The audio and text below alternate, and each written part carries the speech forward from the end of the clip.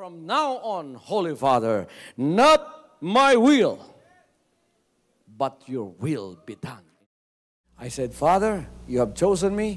Give me the strength to obey. I will follow you no matter what it takes.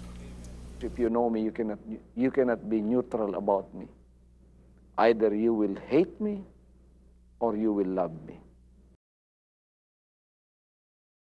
Because there is only one important business in the world. It is the business of salvation.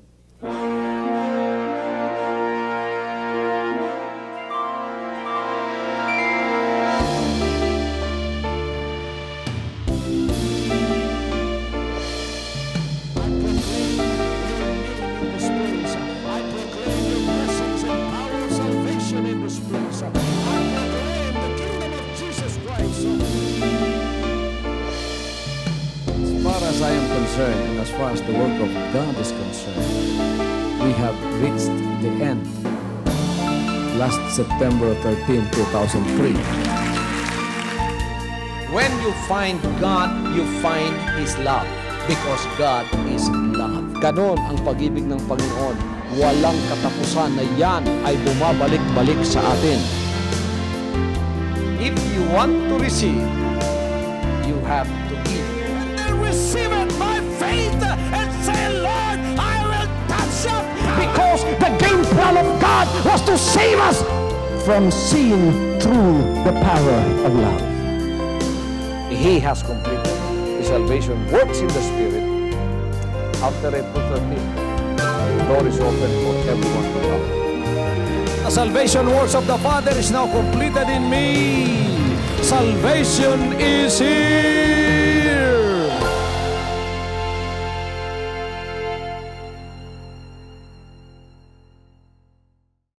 So umagang ito, hiniling ko sa Panginoon kung ano ang mensaheng ibibigay sa atin mga kapatid. At alam ninyo na ang inyong mga ngaral na pastor dito ay sumusunod sa kalooban ng ating Panginoon. At ang aking pong puso, lalong-lalo na sa lahat ng mga kapatiran na nasasakop sa paglilingkod na ito, ay para sa kanilang paglago. At nakikita ko kung paano ang Pilipinas ay nasa ilalim ng poverty, sapagkat ang poverty level dito ay napakataas. So, ang isa sa mga dalangin ko na pagpapalang tanggapin ninyo after na tinanggap ninyo ang plan of salvation, kaligtasan ang inuna sa inyo ng Panginoon, sapagkat sinabi niya, hanapin muna natin ang kanyang kaharian. Seek ye first the kingdom of God and His righteousness, and all these things shall be added unto you. Pagkatapos nun, ang gusto kong mapa sa inyo ay walang iba kundi na kayo ay makatamasa sa pagpapalang material at financial ng Panginoon na kailangan naman ninyo sa inyong mga buhay. Pagkatapos na ito ay mapa sa inyo, walang pangangailangan ninyo sa mundong ito na hindi niya ibibigay, lalo na kung masunurin na kayo.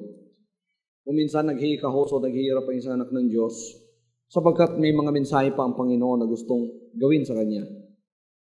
Hindi pa niya maaaring i-full blast ang blessing sa isang anak niya, sapagkat alam ng Panginoon na kung hindi siya matured, masisira lamang siya sa mga pagpapalang tatanggapin niya.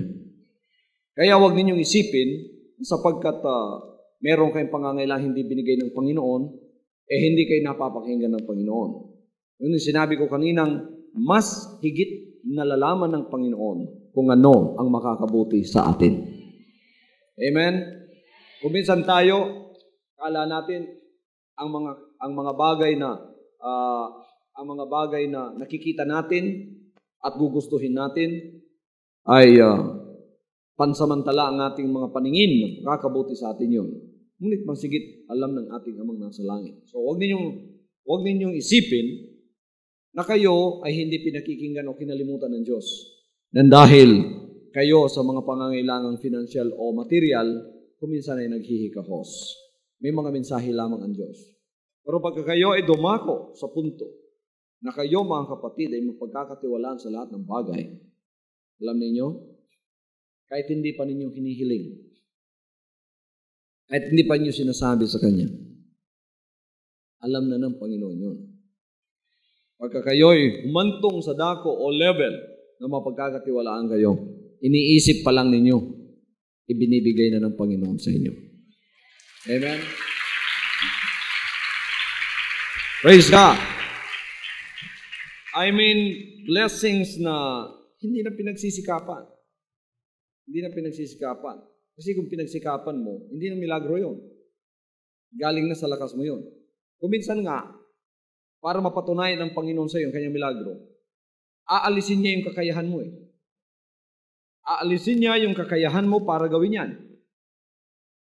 Pero yung layunin mo o yung kahilingan mo, mapapasa iyo, masobra pa.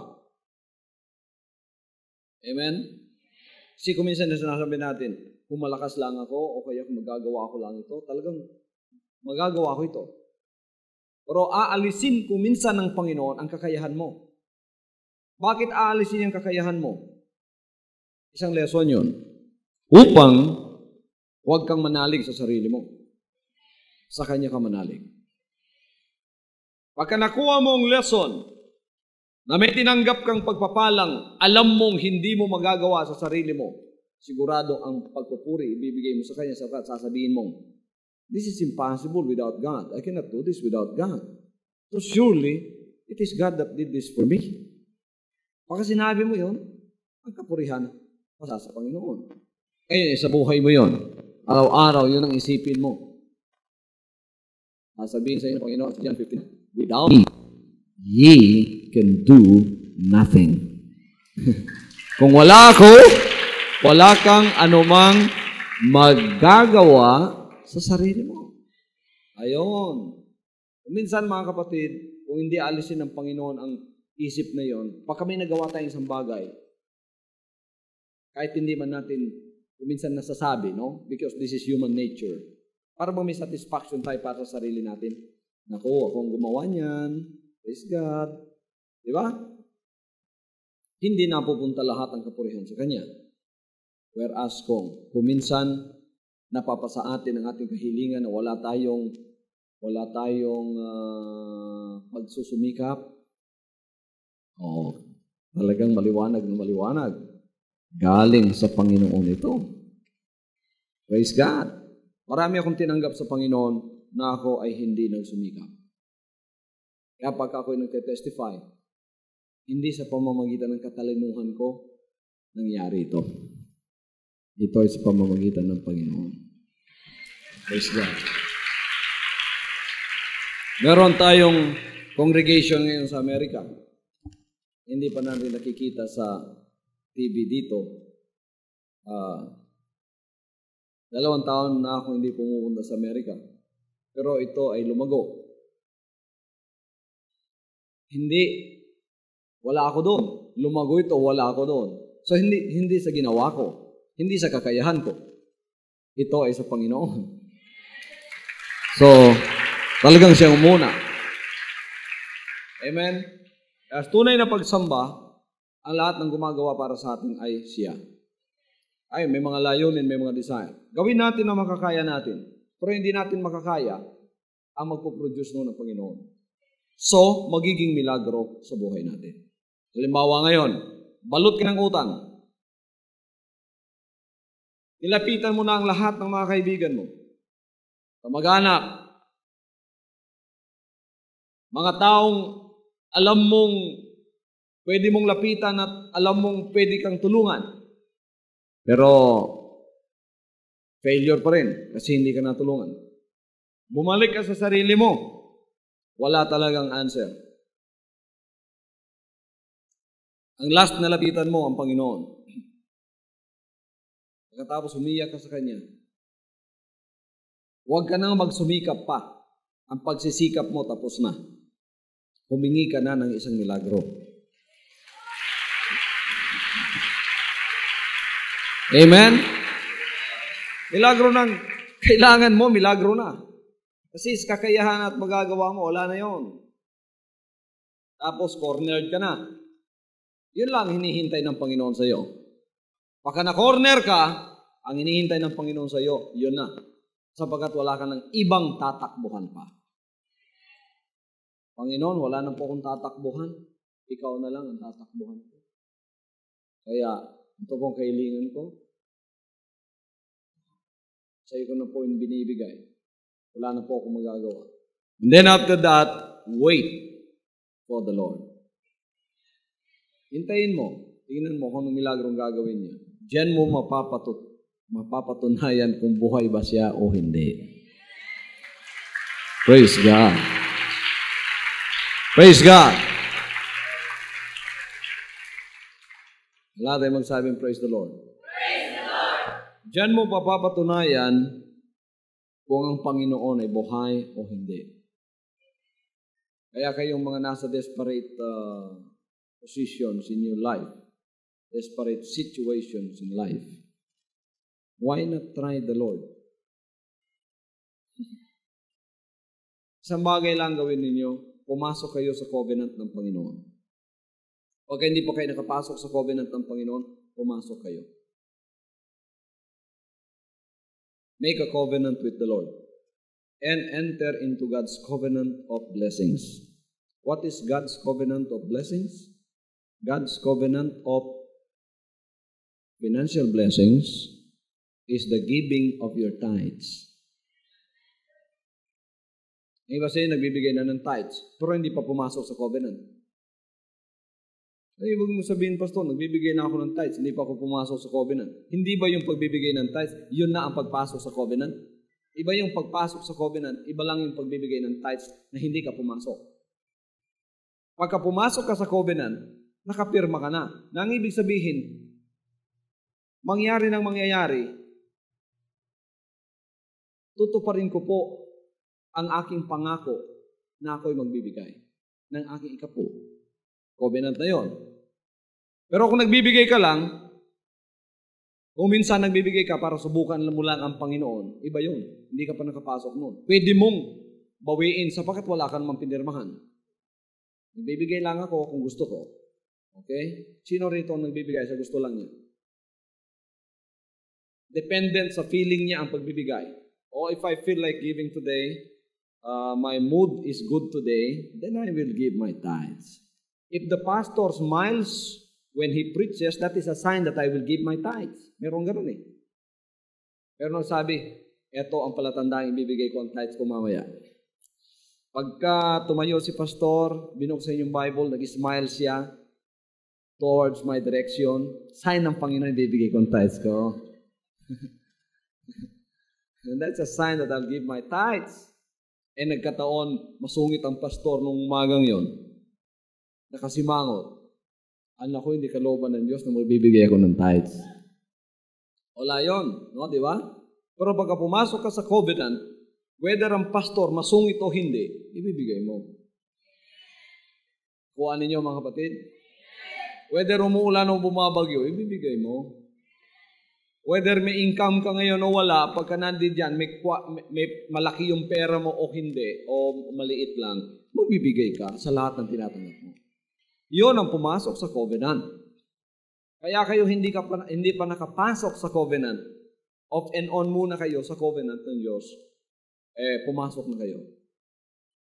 Sapagkat pagka pumasok kayo sa covenant, the Lord will be bound by His promises. He cannot lie.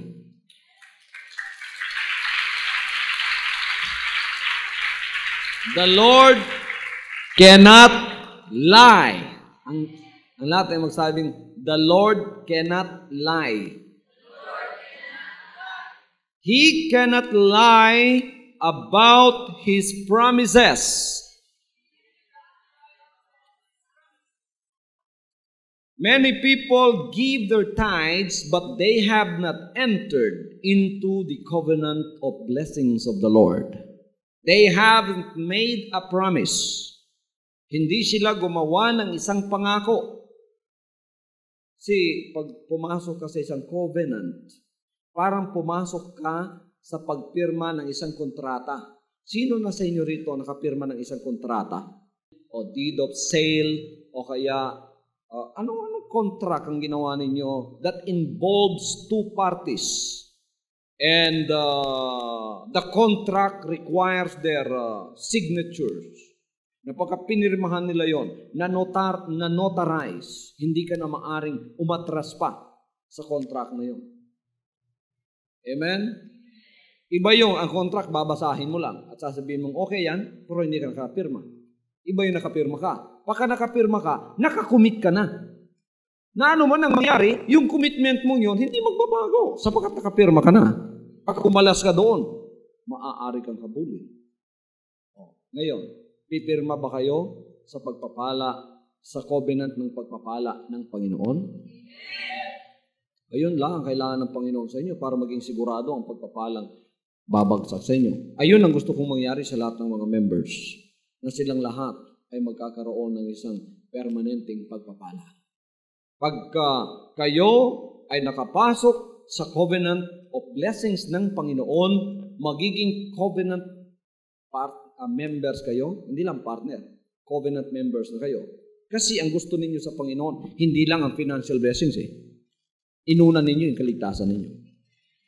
Kaya kayo pumasok dito, nagsisi na inyong kasalanan, nagpabaptize kayo sa pangalan ng Panginoon, at sinabi ninyo, susunod kami sa inyo, Panginoon, hanggang sa inyong pagbabalik, kami po ay magpapasakop sa inyong banal na kalooban. Pagkatapos, mga kapatid,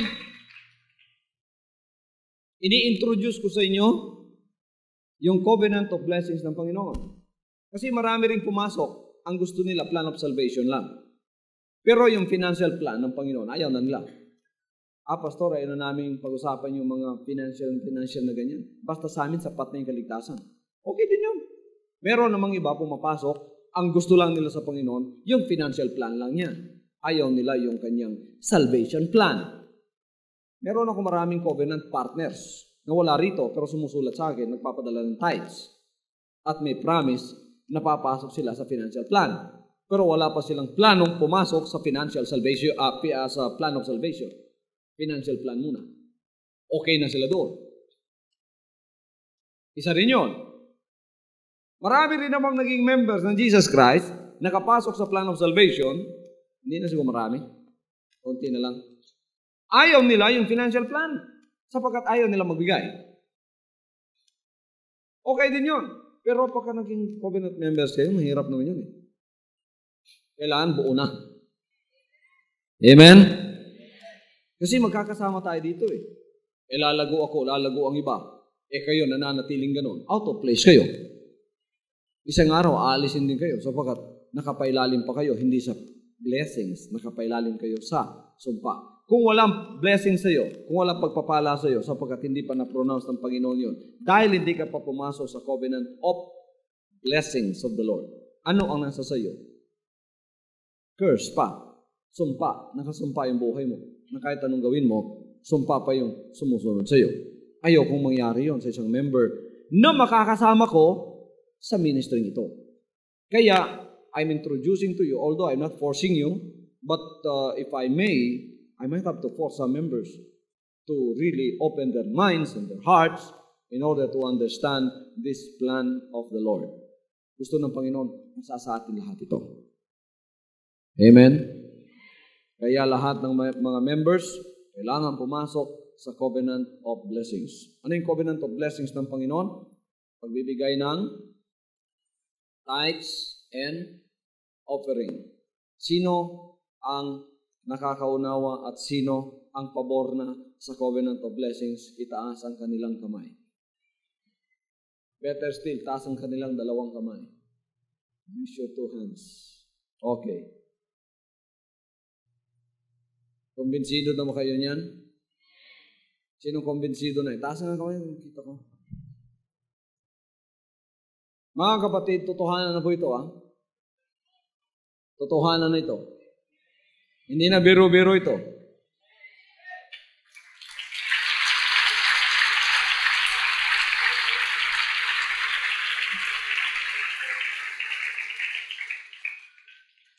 Ang Diyos, maraming pera. Ang ating Ama, sapagkat siya ang gumawa sa lahat ng bagay. At tayo natin kanyang mga anak na gusto niyang magkaroon ng share Sapagkat narito tayo sa mundong ito, kinakailangan natin ang mga bagay na yan upang pagpalain din naman natin, hindi lang tayo, kundi pati na ang kanyang gawain. Sapagkat dependent sa mga members ang pagpapala ng kanyang iglesia. Because the church is really you and me that are grouped together. So, ang paglago ng gawain ito, dependent sa blessings na tatanggapin ng mga members. Kahit ang Panginoon, maaari nga niyang ibagsak dito yung lahat ng pangangailangan ko sa ministry ito. Hindi niya gagawin sapagkat ipadadaan niya sa inyo. Kung di bukas yung puso ninyo para tanggapin ang mga bagay na kinakailangan mula sa Kanya, paano kayong gagamitin? Paano kayong gagamitin? Kasi kayo ang magiging channel. You will be God's channel of blessings. You will be God's hands of blessings. So in order to receive the abundance of God's blessings, we must have to open our hearts and then enter into His covenant of blessings. Lord, I enter into that covenant. Magiging trusted ka ngayon ng Panginoon. Open ka. Pagkatapos tatanggapin mo yung pagpapala sa Kanya. Huwag mong alalahanin yung pumapasok sa iyo at lumalabas. O yung lumalabas sa iyo. Ang karamihan kasing mga tao, inaalala nila, lumalabas sa kanila eh. Lumalabas sa iyo. Yun ay inaalala ng tao. Huwag mo alalahanin yun. Kasi merong tinatawag na law of demand and supply. The law of demand and supply requires that anything you need is going to be supplied. Kung ang demand malaki, malaki rin ang ibibigay ng Panginoon sa iyo. Amen? Kaya hindi ka bibigyan ng Panginoon ng obligasyon na hindi mo makakaya. Pagka dinagdagan yung obligasyon mo, ang ibig sabihin, dadagdagan din ang blessings na tatanggapin mo.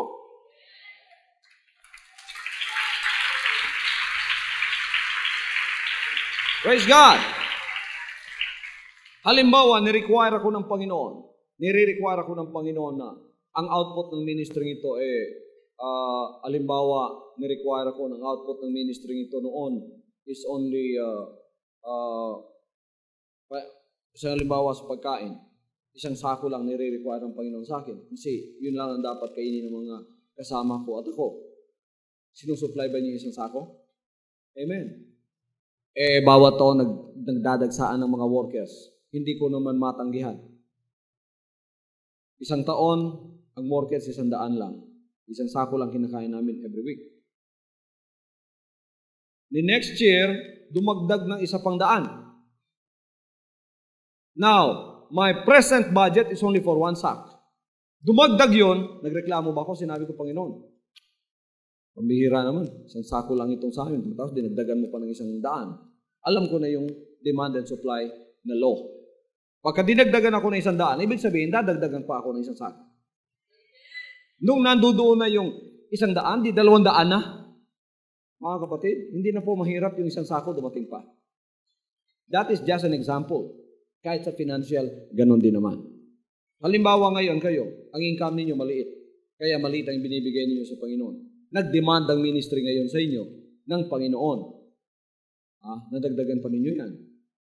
Nagkaroon na naman ng pledges.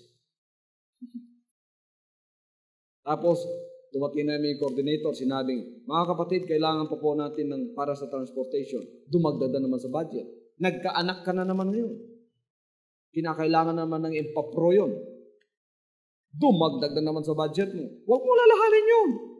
Sabihin mo lang, isulat mo kung anong pangangailangan mo na iba na ngayon. Noon, ito pangangailangan ko, Panginoon. Pero ngayon, nagkadagdagan, Panginoon. Isulat mo lahat. Gawin mong comprehensive. Sabihin mo, eto ng pangangailangan ko ngayon, Panginoon. Noon, ang monthly budget ko, Lord, is only 10,000.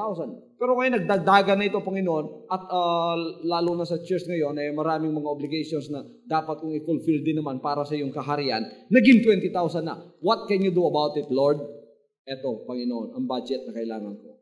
And God's law demands that you will be supplied.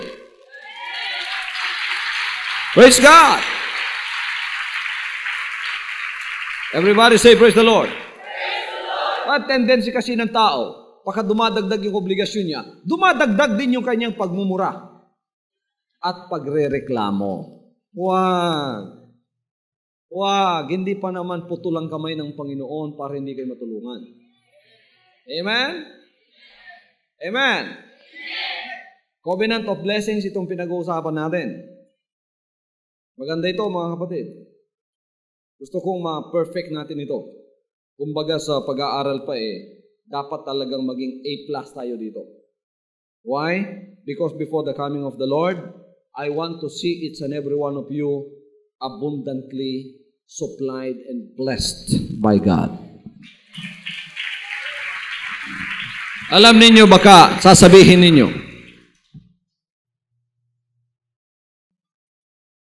ang dalangin ko ito nga bawat isang member ng Jesus Christ ay maging milyonaryo.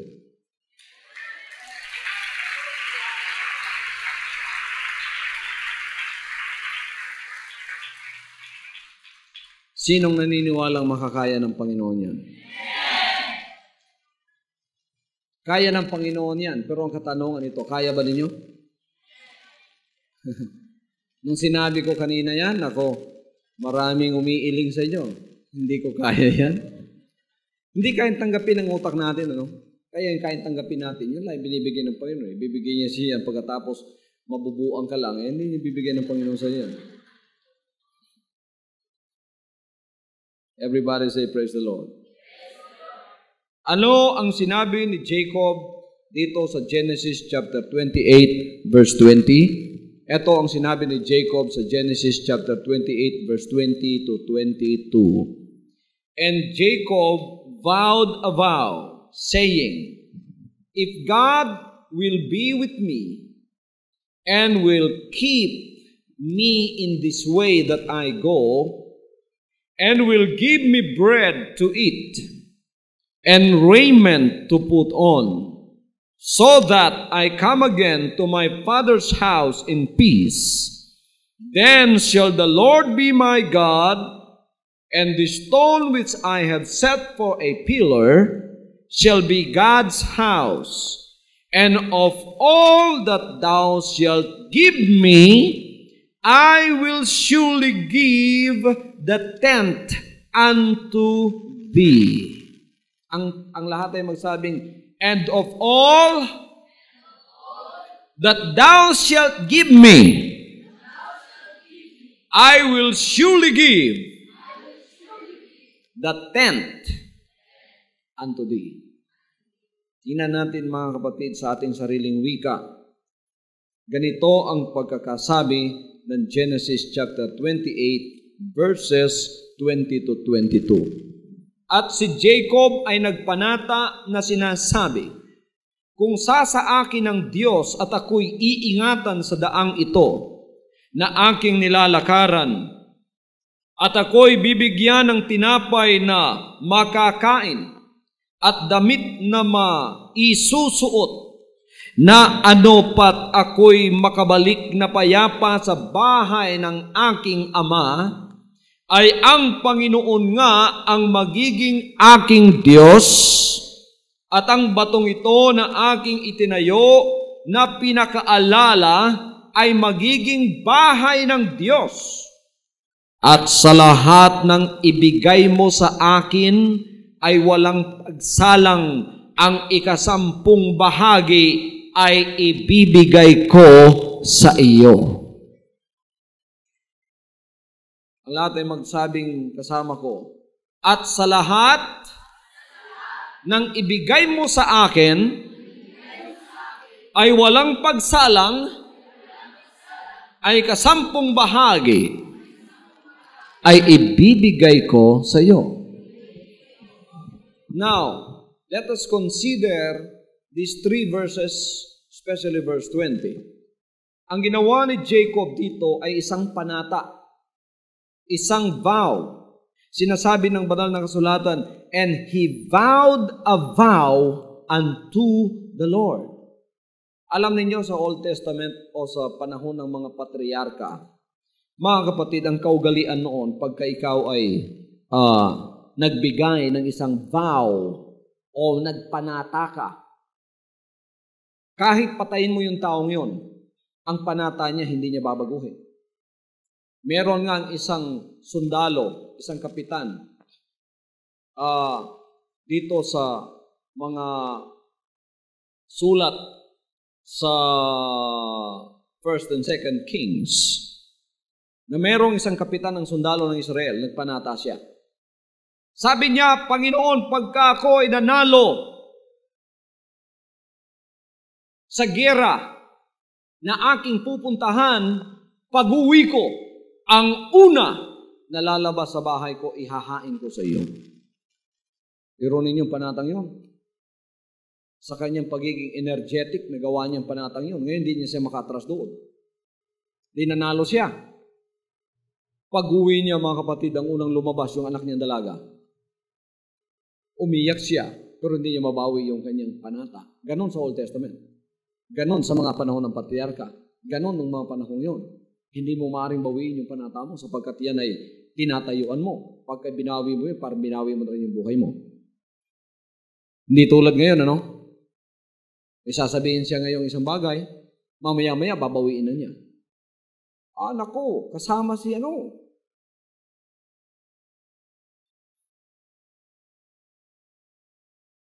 Tapos babawiin naman, hindi siya kasama. Amen? Dito makikita natin sa English, and Jacob vowed a vow unto the Lord. Nagpanata si Jacob sa Panginoon. Tapos binasa natin kung ano ang naging panata niya. Isang panatang talagang tinupad niya. Sinabi niya rito, kung sasaakin ng Diyos at ako'y ingatan sa daang aking lalakaran, poproteksyonan ako niya, at ako'y bibigyan ng tinapay na makakain, isusupply niya ang lahat ng aking pangangailangan na material at financial, damit na may susuot, sabi niya, na ako'y makabalik na payapa, walang kaguluhan sa buhay niya, walang magiging problema sa kanyang bahay ng kanyang ama. Sabi niya, siya ang kikilalanin kong Diyos. Pagkatapos, sabi niya, ang batong ito na aking tinatayong, gagawin kong bahay ng Diyos. Ngayon, mga kapatid, yung bato ninyo ngayon, yung bahay ninyo yun. Yung bahay ninyo, gagawin ba ninyo bahay ng Diyos yun? Kaya nga dinidikit natin doon ang pangalan ng ating Panginoon. Yung sasakyan ninyo, gagawin ba ninyo yung sasakyan ng Panginoon yun? Kaya naroon yung pangalan niya. Yun ang meaning nun. Iniingatan ba kayo ng Panginoon? Binibigay ba yung mga susuot ninyo? Yung makakain ninyo, binibigay ba niya? Binibigyan ba kayo ng protection? Gawin natin exactly kung anong sinabi ni Jacob. Pagka hindi ginawa ng Panginoon yun, edi iwanan natin siya.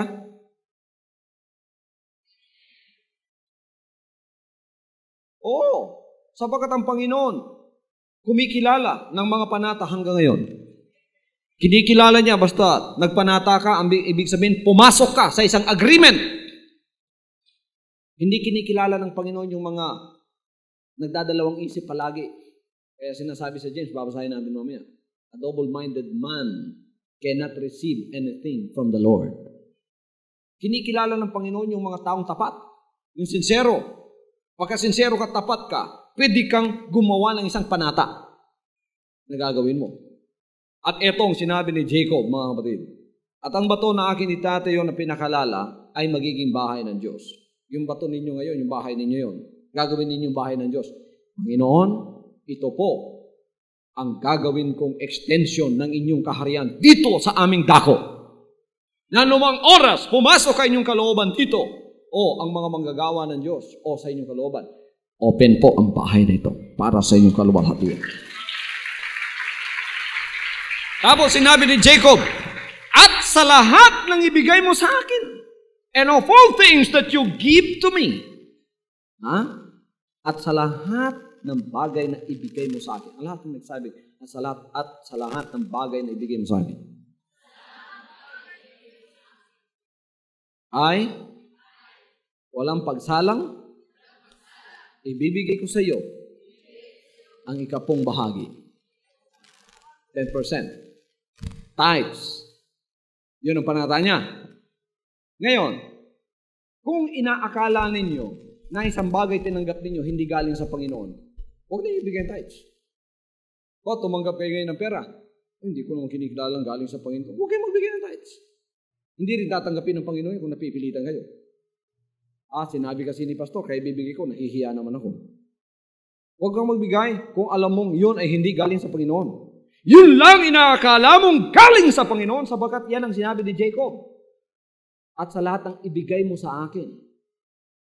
Ako, mga kapatid, bilang ang alagad ng Diyos, lahat ng bagay na binibigay niya sa akin, kinikilala kong galing sa Kanya yun. Wala nang galing sa kalakasan ko. Kahit 1 centavo pa, wala nang galing sa kalakasan ko. Kaya lahat ay ipinamamanhik ko muna sa Panginoon bago ako gumawa ng desisyon na gumagamit ako ng pera niya. Ipinamamanhik ko sa Kanya. Kahit kumain sa restaurant, ako ay nag-ask permission, Lord, kakain po ba ako doon? Pag sinabi ng Panginoon, sige, mapifeel ko yun sa sarili ko. Kakain ako. Pag sinabi ng Panginoon, wag, ay, hindi rin ako kakain. Sapagkat kinikilala ko lahat ng bagay na nasa sa akin ngayon, galing sa Kanya. Lord, hihinga ba ako ngayon? O sige na, kuminga ka na. Sapagkat kinikilala ko yung lahat ng paghinga ko at hangin na nanggagaling sa Kanya. Hindi sa akin yun, galing sa Kanya. Maaari niyang putulin ngayon ang paghinga ko. Lahat, kinikilala kong galing sa Kanya. Kayo namang mga anak ng Diyos, kung kinikilala ninyo, hindi galing sa Panginoon ang anumang bagay nasa inyo, you are not required to give tithes of that. If you feel, sa aking kapangyarihan ito, sa aking talino ito, hindi galing sa Panginoon to, sa akin to. Sige, bahala na kayo. Magsama na kayo ng sarili ninyo. Pero, pagka kinilala ninyo, milagro ito galing sa Panginoon, magbigay kayo. Covenant yun. Panata yun. Sinong gagawa ng panata dito? At papasok sa kanyang covenant ng pagpapala. Okay? Basahin natin mga kapatid ang Ecclesiastes chapter 5 verse 2. Ecclesiastes chapter 5 verse 2. Anong sinasabi ng Ecclesiastes chapter 5 verse 2? Be not rash with thy mouth, and let not thine heart be hasty to utter anything before God. For God is in heaven, and thou upon earth. Therefore, let thy words be few. Everybody say, praise the Lord. Everybody say, praise the Lord. Verse 4. When thou vowest a vow unto God, alam mo sabi, when thou vowest a vow unto God, defer not to pay it. For he hath no pleasure in fools. Lahat kayo. Pay that which thou hast vowed. Better is it that thou should not vow than thou shouldest vow and not pay. Humihina yung boses ninyo. Suffer not thy mouth to cause thy flesh to sin. Neither say thou before the angel that it was an error. Wherefore should God be angry at thy voice and destroy the work of thine hands? Nakuha na ba ninyo mga kapatid ang buod ng Ecclesiastes chapter 5 verse 4? Etong sinasabi, pagka ikaw ay nanata ng panata sa Diyos, huwag kang magliban ng pagtupad sapagkat siya'y walang kaligayahan sa mga mangmang. Tuparin mo ang iyong ipinanata. Maigi nga ang ikaw ay huwag manata kaysa ikaw ay manata at hindi tumupad. Huwag mong bayan ang iyong bibig na papagkakasalanin ang iyong laman at huwag kang magsabi sa harap ng anghel na isang kamalian. Baka nga magalit ang Diyos sa iyong tinig at sisirain ang gawa ng iyong mga kamay. Kaya ikaw ay nagpanata sa Diyos, mga kapatid, gawin mo tulad ni Jacob. He vowed a vow. Sabi ni Ecclesiastes chapter 5 verse 4, when you vow a vow unto the Lord, when you make a vow unto the Lord, defer not to pay it. Huwag mong pabayaang hindi gawin yun. Ngayon, hindi naman masama yung gagawin nating panata sa Kanya, sapagkat ito ay isang covenant o pakikipagtipan sa Panginoon para sa pagpapala. Ang Panginoon din niya kailangan pagpapala sapagkat nasa sa Kanya na lahat. Sinong kinakailangan? Tayo. Kaya tayo ang papasok. Mali yung ang Panginoon ang papasok sa ating pangako. Hindi. Tayo ang papasok sa Kanyang mga pangako. Tayo ang papasok sa covenant. Pagkatapos, hindi ang Diyos ang gagawa ng vow o panata para sa atin. Ginawa na niya yon. Ginawa na ng Panginoon yon. Nandudoon na yon, hindi na maalis yon. Mga kapatid, pagka gumawa ka ng panata, ikaw ang gagawa. Ang Panginoon hindi niya kailangan yon. Hindi niya kailangan ng pagpapala, hindi na siya kailangan gumawa pa ng panata sa atin sapagkat mas makapangyarihan at malaki siya. At isa pa, kahit malaki makapangyarihan siya, ginawa na niya ang panata para sa atin. Na talagang pagpapalain niya tayo. Saan natin makikita yon? Pupuntaan natin ang pinakapaborito natin dyan. Malakay, chapter 3, verse 10. Anong sinasabi niya sa Malakay, chapter 3, verse 10? Eto, dalhin ninyo ang buong ikasampung bahagi sa kamalig upang magkaroon ng pagkain sa aking bahay at subukin ninyo ako ngayon. Sa bagay na ito, sabi ng Panginoon ng mga hukbo, kung hindi ko bubuksan sa inyo ang mga dungawan sa langit at ihuhulog ko sa inyo ang isang pagpapala na walang sapat na silid na kalalagyan. Sinabi na ng Panginoon yan. More than pa sa isang panatayan. Pagka sinabi niya, kaya isinusulat upang hindi malilimutan. At bakit isinulat? Upang pwede mong sawayin ng Panginoon. Pwede mong lapitan siya. Pagka tinupad mo ang bargain at the end of the bargain which is you, pagka tinupad mo yon, pagkatapos pumasok ka sa covenant na gagawin mo tulad ni Jacob, isa ka ng covenant member, isa ka ng covenant child ng Panginoon, nakapirma ka na, nakapasok ka na, ang unang pumirma ang Panginoon. Ayan ang mga salita niya. Hindi pa tayo pinanganak, ang salita niya, nandiyan na. Before we were born, these words of God were already written. They were already written. Nandudo na yon. Thousands of years before you were born. Ang Malakay 3:10 nandudo na yon. So panata na ng Panginoon yon. Ngayon, dumating ka sa sanlibutan ito. Papasok ka ngayon sa covenant niya dahil nalaman mo ang kanyang kalooban. Gusto mong pagpalain ka ng Panginoon. Because 85% of man's problem is concerning finances. Concerning money. Everybody say praise the Lord. Pumasok ang kalagahan ng kaluluwa ngayon. Nung pumasok ang kahalagahan ng kaluluwa, kahit na ang lahat materially bayad ay hindi pa pwedeng ibayad sa kahalagahan ng iyong kaluluwa. Kaya nung lumapit yung batang-batang mayaman sa kanya, mga kapatid, at pagkatapos tinanong ng Panginoon, tinanong niya ang Panginoon kung paano makapasok sa kanyang kaharian, anong sinabi ng Panginoon? Sinabi ng Panginoon sa kanya, gawin mo ang mga iniuutos ng kautusan. 10 utos, alam mo na kung ano yun. Sinabi ng batang-batang yun, Panginoon, ginagawa ko na po yun mula nung ako'y maliit pa. Pero nakita ng Panginoon na siya may kayamanan. Kaya sinabi ng Panginoon sa kanya, may isa pa kulang. Sabi ng Panginoon, ipagbili mo ang lahat ng nasa sa iyo at pagkatapos ilagay mo sa bangko sa pangalan mo at sumunod ka sa akin. Amen? Tingnan niyo, may amending kayo? Kakasunod ba kayo sa takbo ng sinasabi ko? Sinasabi ng Panginoon sa batang-batang mayamang yon, sabi niya, lahat pala ginagawa mo na, may kulang ka pa. Sapagkat mayaman ka, ipagbili mo lahat ng kayamanan mo, ilagay mo sa bangko sa pangalan mo, tapos sumunod ka sa akin. Amen? May amen din sila. Talaga. Hindi kayo nagbabasa ng Bible, Hindi kayo nakikinig, Ganun ba sinabi ng Panginoon? At sinabi ng Panginoon, ipagbili mo ang lahat ng nasa sa iyo, ibigay mo sa mga dukha, Sumunod ka sa akin at pasanin mo ang krus mo.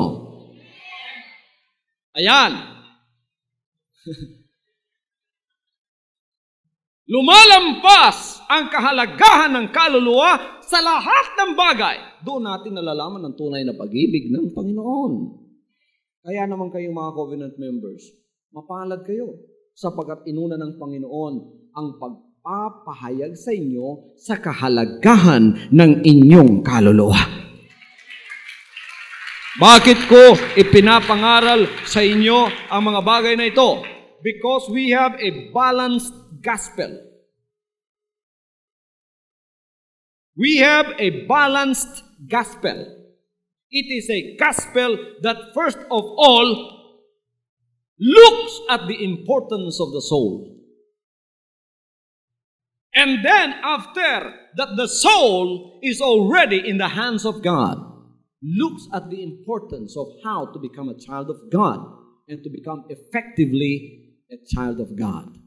Kailangan mo upang maging epektibo kang anak ng Diyos sapagkat wala ka pa naman sa langit, nandito ka, why not avail of God's blessings that He can use through you para sa ibang tao at para sa kanyang gawain.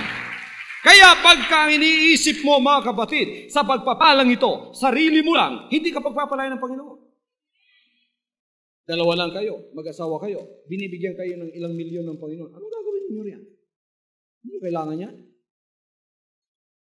Kaya ipinakita siya yung kahalagaan ng kaluluwa. Amen. Kaya ipinakita sa iyo ang kahalagahan ng kaluluwa, kaya binigyan ka ng isang paglilikod na ang mga mata ay nakafocus sa mga kaluluwa at gumagasto ng maraming pera para sa mga kaluluwa. Upang ang lahat ng pagpapalang sumusobra na ibinibigay ng Panginoon sa iyo, ibigay mo sa ministry na kung saan may puso para sa mga kaluluwa. At itong ministry yung binigay sa inyo ngayon. Ayun ang reason kung bakit tayo ay pagpapalain. Sapagkat tayong lahat ay nagkakaisa para sa pag-ibig sa kaluluwa. Kaya na tayo nangangarap. Ang laki-laki ng ginagasto natin para sa ating TV ministry. And that is not all. I want this television ministry to be daily next year. Mahirap ba sa Panginoon yan? Hindi mahirap sa Panginoon yan. Sinong nananampalatayang gagawin ng Panginoon yan? Ganyan mga kapatid, kalalim ang ating pag-ibig sa mga kaluluwa. Sinong umiibig ng mga kaluluwa dito? Ganyan kalaki ang pag-ibig ng ating mga puso para sa mga kaluluwa na nasa sa labas pa ng bakod ng Diyos. Kaya nga tinuruan tayo mga kapatid ng tunay na pag-ibig. Ano ang tunay na pag-ibig? Ano ang turo ng Panginoon sa tunay na pag-ibig? Pinakamahalaga ba mga kapatid ang pag-ibig sa ating mga puso? Sino rito ang may tunay na pag-ibig na sa kanyang puso? Itaas ang kamay.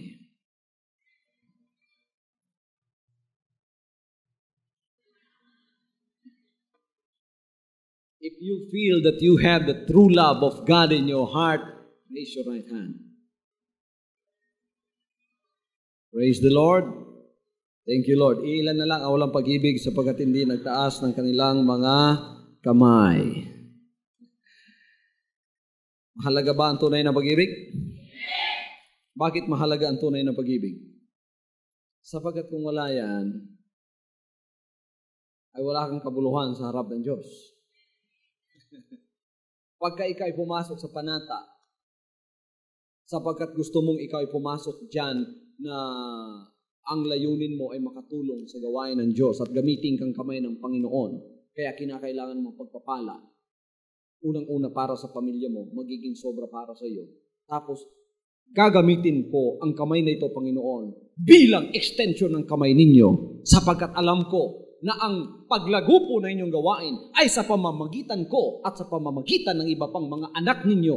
Doon lamang extent ng paglago. Gamitin po ninyo ako to the extent na ang magandang balitang ito ay lalaganap sa buong sanlibutan. Hallelujah. Alam niyo mga kapatid, gagawin ng Panginoon niya. Ang tunay na pag-ibig na itinuro ng Panginoon ay siyang test ng ating pagiging tagapagsunod sa Kanya kung tunay ba tayo. Anong sinabi ng John 13:35? By this shall men know that you are my disciples if you have love one to another. At sa pamamagitan nito, lahat ng tao ay makakakilala na kayo ay aking mga tagasunod kung kayo ay mag-iibigan o magmamahalan ang isa sa isa. Saan natin makikita yan? Sa John chapter 13 verse 35. Napakaganda ng sinabi ng Panginoon. Sa ganito'y mga kikilala ng lahat ng mga tao na kayo ay aking mga alagad kung kayo'y may pag-ibig sa isa't isa. Love is the test of our true discipleship in the Lord. Kaya tayo mga kapatid ay pagpapalain talaga ng Panginoon. Walang salang pagpapalain tayo. Sapagkat ang panata at pangako ay binigay natin. Hindi lamang selfish na pangako at panata na ang iniisip natin ng sarili natin, kundi tayo ay pumapasok sa kanyang covenant of blessings. Gusto natin ng unlimited blessings na pumasok sa buhay natin upang hindi lamang tayo ang pagpalain, kundi maging extension tayo ng kanyang ay at ang kanyang gawain sa pamamagitan natin ay lumago. Bakit hindi lalago? Pinangako na natin nga sa Panginoon yun. Panginoon, ang panata ko po, ang lahat na ibibigay mo sa akin, ang ikapo ay ibibigay ko. Anong gagamitin natin sa ikapong yan? Yan ay sa pagpapalaganap ng magandang balita. Kahit nga ngayon mga kapatid, hindi lahat ng bibigay ng ikapo sapagkat kulang na kulang pa yung ikapo natin kahit sa atin lang lahat ng paggasto dito. Wala pa yung telecast. Hindi pa natin nagagamit sa telecast. Kung lahat ay magbibigay, siguro pati telecast na daily, masasakop na rin ang ating ikapo. Ngayon, wala pa tayong ginagamit ng tithes para sa ating ikapo. Yan ay para lamang sa ating mga overhead expenses. Kumukulang pa. Pero kung lahat ng mga anak ng Diyos may tunay na pag-ibig na sa isa't isa at sa kanyang gawain, makikita na natin kung paano lalaganap ang magandang balita sa lahat ng mga kaluluwa na siyang pinakamahalaga sa sanlibutan ito. Ito ba yung mapatunayan na genuine ang service ninyo? Pag-ibig din mga kapatid ang kinakailangan. Tingnan natin ang John chapter 21 verse 16. Ganito ang sinasabi ng John chapter 21 verse 16. Sinabi niya sa kanyang muli sa ikalawa, Simon, anak ni Juan, iniibig mo baga ako? Sinabi niya sa kanya, Oo, Panginoon, nalalaman mo na kita'y iniibig. Sinabi niya sa kanya, alagaan mo ang aking mga tupa. Ngayon, tatanungin ko kayo tulad ng pagtanong ng Panginoon kay Simon. Mga anak ng Diyos, iniibig baga ninyo ang Panginoon? Hindi ganun ang sagot ni Pedro. Ano ang sagot ni Pedro? Nung tinanong siya ng Panginoon, Simon, iniibig mo baga ako, Simon? Sinabi ba ni Simon, Amen? At tanungin ko kayo ngayon, walang Panginoon dito, pero ipadadaan na lang yung boses niya sa akin. Mga anak ng Diyos dito, iniibig baga ninyo ang Panginoon? Yun lang ba? Oh, Panginoon! Alam mo na talagang iniibig kita! Anong sagot ng Panginoon? Kung ganon, alagaan mo ang aking mga tupa. Tingnan ninyo. Kung tunay ang ating pag-ibig sa Kanya, mag-aalaga pala tayo ng tupa. Paano natin aalagaan ng tupa kung di pa natin nakita? Kailangan hanapin muna natin. Kaya tayo nangangaral ng magandang balita sa lahat ng mga nasa labas ng kawan ng butil na pananampalatayang ito upang makilala nila ang boses ng Panginoon na kanilang sinasamba. Amen. Nagamit kong boses ko dito, walang hinto yan. Gamitin din naman ninyo mga kamay ninyo.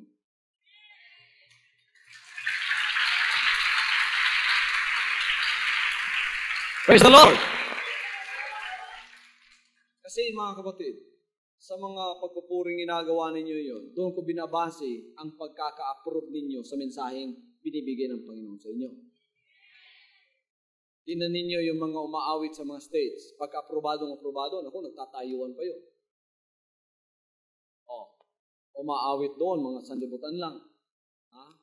Mga pakembot-kembot pa. Tapos, nagtatayuan pa yun. Approve na approve. Tayo ito yung Word of God. Pakilala natin dito ang talagang aprobadong Word of God sa atin. Yan.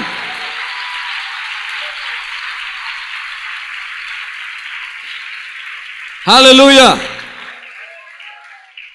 Ang ibig sabihin niyan, mga kapatid, tunay ang ating pag-ibig sa Kanya kung meron tayong pag-ibig sa mga tupa na nandito na at lalo na yung wala pa rito. Yung wala pa rito, minamahal natin sila, kaya pinapangaralan natin sila ng magandang balita. Kaya tayo pumupunta sa isang sistema ng programa sa telebisyon upang maabot natin silang lahat. At baka naabot natin sila at nakilala nila tayo, tulad ng mga sulat na tinatanggap ko. Kahit hindi natin sila kilala, nakikita na nila ang kapangyarihan ng Panginoon sa pangangaral pa lang. Hinahanap natin sila. At nakikita na sila ng Panginoon sa pamamagitan ng pangangaral ng Kanyang magandang balita.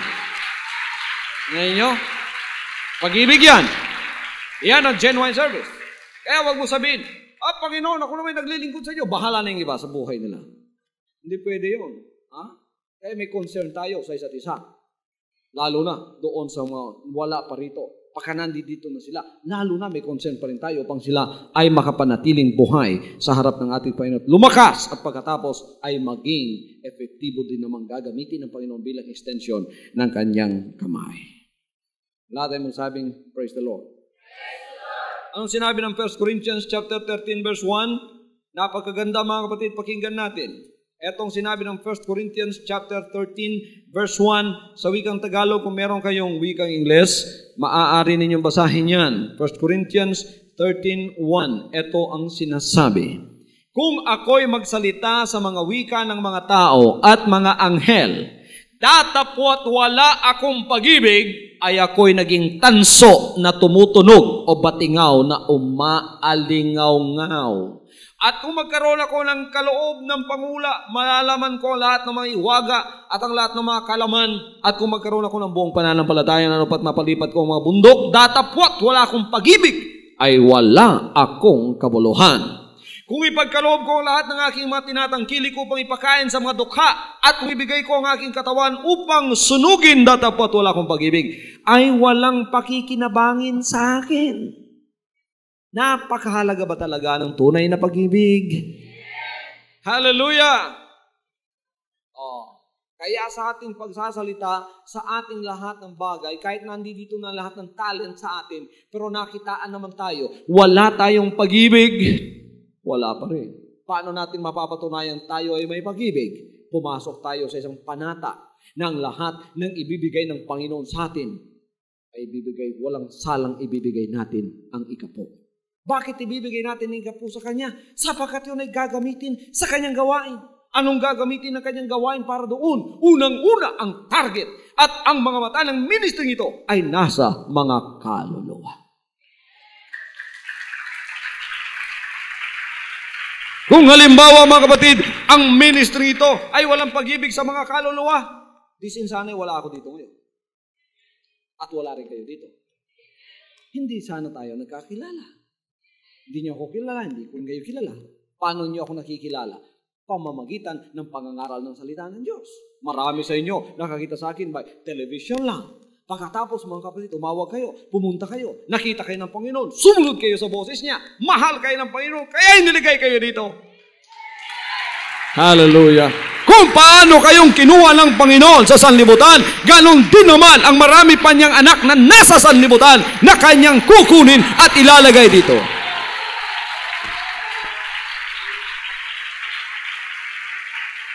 Paano ako mangangaral kung ako'y hindi padadala?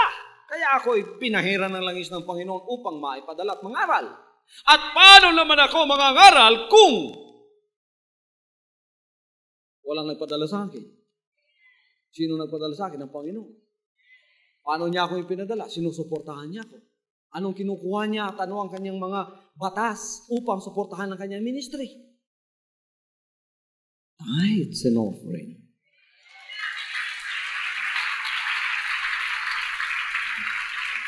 Everybody say praise the Lord. Nang dahil dyan, ang ministry ito hindi bababa. Tataas pa. Kaya, ang ating telekas, dalawa lang ngayon, magiging tatlo na. Amen? Pag-ibig yan. That is the meaning of true love. We love souls, we love the Lord. If we love the Lord, we love souls. Peter, lovest thou me? Yes, Lord, you know that I love you. Then feed my sheep. How can Peter feed the sheep of the Lord? Kung puro fasting na lang. Sapagat wala nang nagbibigay na ikapo. Anong gagawin ko? Ako, mag-a-apply na ako sa mga trabahong ina-applyan din ninyo. Siyempre, paano ko mangangaral dito kung ako'y gutom na gutom na? Hindi na ako makagulapay. Tinahawakan na lang ako. Bakit tinahawakan na lang si pastor? Eh, isang buwan na hindi ko makain yan. Bakit? Kasi wala nang nagbibigay ng tithes. Anong gagawin ko? Anak ko, mamamasukan muna ako. Sister, pwede may pasok mo ako sa PLDT? Marunong naman ako mag-repair ng telephone. Para makasweldo at makakain naman ako, then makikita lang tayo on Sunday. Pero hindi ako full-time. Hindi kalooban ng Diyos yun. Hindi lalago ang kanyang gawain noon. Ay, ibig sabihin noon, walang pag-ibig ang Panginoon sa akin. Ay, ibig sabihin, okay, casual ka na lang, sabi ng Panginoon. Casual ka na lang muna, anak, kasi wala na akong pag-ibig sa'yo. Hindi gagawin ng Panginoon yun. Kaya ipinadala yung pastor. Praise God! At, eto nga mga kapatid, ang association ng ministry at ng membership. Pagka nakita na natin ang sistema ng Panginoon dito, nakapasok na tayong lahat, nakapirma na tayong lahat, milagro nang mangyayari sa buhay natin. Milagro. Ang pagpapala, hindi na ninyo pagsisikapan pa. Nagsisikap kayo no? Diba? Nagsisikap na nga kayo, ang pagpapala, umaalis pa. Lumilipad pa yung pagpapala. Tapos marami pang kumakabit sa pagpapalang nasa sa inyo. Ngunit pagka tayo pumasok sa kanyang covenant, sasaway ng Diyos ang lahat ng sumisira sa pagpapala natin. Pangako niya yan. Pagka kayo pumasok sa covenant, naunawaan na ninyo ito, may tunay na kayong pag-ibig at nalalaman ninyo kung bakit ang Panginoon ay gumawa ng covenant na ganito para sa pagpapala ng kanyang bayan. Hindi lamang upang mapatotohanan siya'y buhay sa kanilang buhay, kundi it is more than that. Gagamitin niyang kamay ninyo bilang extension ng kanyang kamay upang ang kanyang gawain ay lumago dito sa pamamagitan ninyo. Yun ang meaning noon. Kaya lahat, isa-isa, nagbibigay ng kanilang ikapo. Sapagkat yun ay isang covenant na binigay ng Panginoon. Lalago kayo, lalago ang kanyang gawain, lalago ang ministry, lalago lahat. Di ba ganda yun? O isipin ninyo. Isipin ninyo Kayong lahat dito, lumago na. Lahat ng pangangailangan nyo, tinupadan ng Panginoon. Binigyan na kayo ng sasakyan. Sasakyan ninyo, binigay na. Binigyan na kayo ng isang napakagandang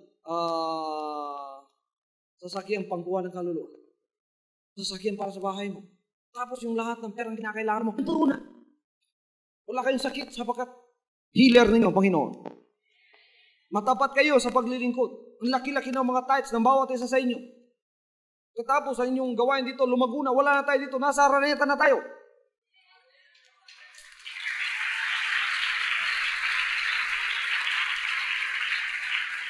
Ang ministry natin malago na.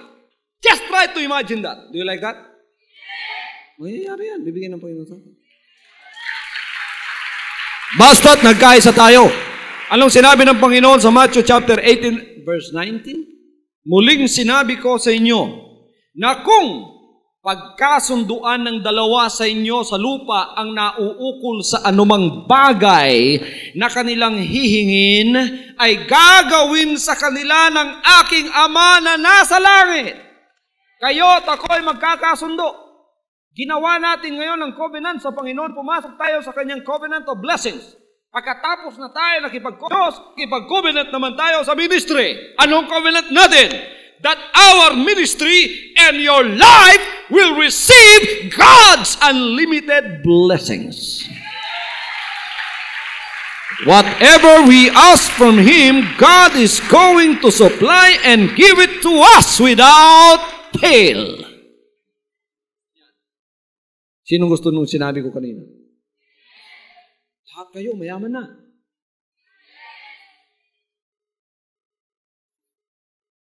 Ayaw yata ninyo. Lahat kayo, mayaman na. Bakit kayo pinayaman?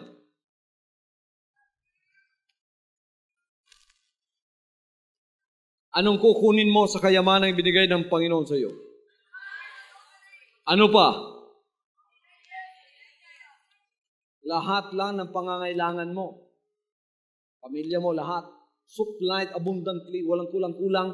Talagang supplied lahat ang pangangailangan mo. And you have become wise because God gave you wisdom on how to use that. Pagkatapos faithful ka sa kanyang ministry. Kung minsan, mas sobra pa sa tithes ang bibigay mo. Kayo, talagang malaki ang puso ninyo para magpagamit sa Panginoon. Nalalaman ko, napakalaki ng puso at pag-ibig ninyo. Pero kahit anong stretch ninyo, sa pera ninyo, talagang wala na, putol-putol na, konti na lang natitira. Sapagkat yun lang talaga ang blessing na tatanggap ninyo. Ngayon anak kayo ng Diyos, ang laki ng puso ninyo, ang kulang lang pala ay hindi kayo nakapasok sa covenant of blessings. At hindi kayo naging piho sa inyong ginagawa. That's why, ngayon, sinasabi ko ito sa inyo, you must make a vow unto the Lord. Tingnan ninyo mga kapatid. Jacob became one. Naging isa siya sa pinakamayamang tao sa balat ng lupa. Sapagkat ang Panginoon hindi humiwalay sa kanya. Pinagpala siya sa lahat ng kanyang ginagawa. Hallelujah! Ang inyong pastor gumawa ng isang panata rin sa Panginoon. Panginoon, sapagkat ako po inyong pinahiran ng langis, lahat po ang tatanggapin ko, ibibigay ko ang tithes. Kukunin ko po yung tithes. Ako rin ang pinamamahala ng Panginoon sapagkat wala namang hihigit pa sa inyong pastor sa ministry ito. Maliban lang sa Panginoon.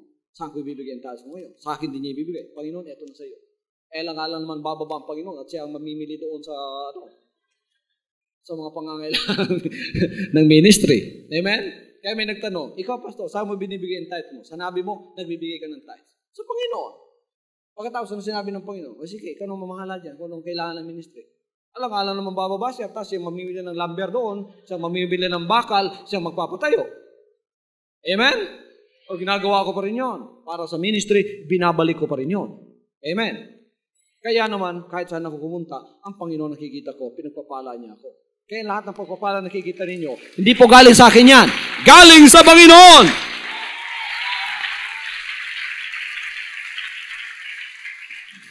Alam niyo mga kapatid, napakarami ko pang sasabihin dito.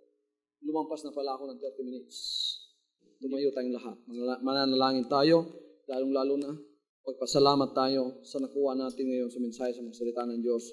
Kayong man nasa harap ninyong TV, hawakan ninyo ang inyong mga television sets at ako'y mananalangin para sa inyo. Kung ano ay pinangaral ko dito, magkakaroon ng epekto sa lahat ng mga covenant partners. Hindi lamang ang inyong financial ang pagpapala ng Panginoon, pati ang inyong mga kaluluwa ay bibigyan ng daan para sa kaliwanagan ng kaligtasan ng nasa dulo ay walang iba kundi ang ating Panginoon na tumatawag sa inyo at ikaw ay magiging tupa at interesado siya sa kaluluwa mo na ito ay mapa sa Kanya upang dalhin sa buhay na walang hanggan.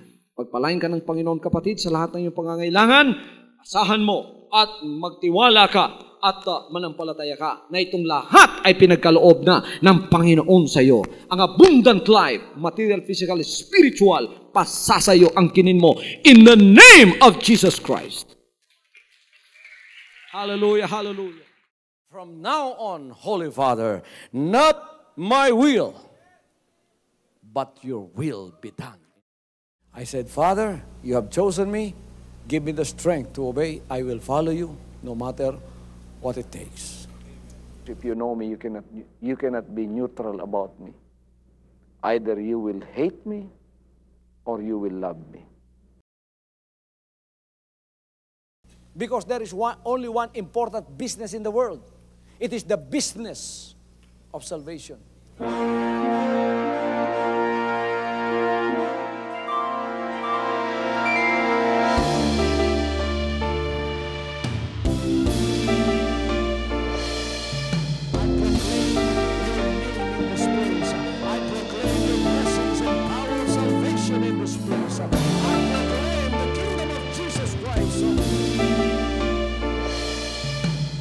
As I am concerned, and as far as the work of God is concerned, we have reached the end. Last September 13, 2003. When you find God, you find His love. Because God is love. Ganon ang pag-ibig ng Panginoon. Walang katapusan na yan ay bumabalik-balik sa atin. If you want to receive, you have to give. Receive it by faith and say, Lord, I will touch up. Because the game plan of God was to save us from sin through the power of love. He has completed His salvation. Works in the Spirit. After April 13th, the door is open for everyone to come. The salvation works of the Father is now completed in me. Salvation is here.